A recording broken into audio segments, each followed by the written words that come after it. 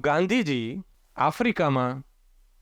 જ્યારે ટ્રેનમાંથી મુસાફરી કરતા હતા, એમણે ટિકિટ લીધી હતી ક્લાસ 1ની, અને છતાંય એમને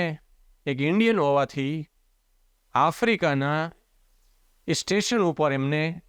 ટ્રેનમાંથી ધક્કો મારીને કાઢી મૂકવામાં આવ્યા. એ માણસ ત્યાં કલાકો સુધી પડ્યો રહ્યો. એમને શું વિચાર આવ્યા એમને કે મારું આટલો લંડનમાં ભણેલો, બેરિસ્ટ્રી કરેલી, મારી પાસે હું ઓથોરાઇઝ પર્સન છું અહીંયા બેસવા માટે, જે સીટમાં, જે ડબ્બામાં, જે સીટ ઉપર બેસવા માટે હું અધિકૃત છું, ત્યાંની મારી ટિકિટ છે, અને છતાંય મને જો ટ્રેનમાંથી આવી રીતે કિક આઉટ કરી દીધો, તો આ લોકો મારા દેશમાં જ્યારે સત્તા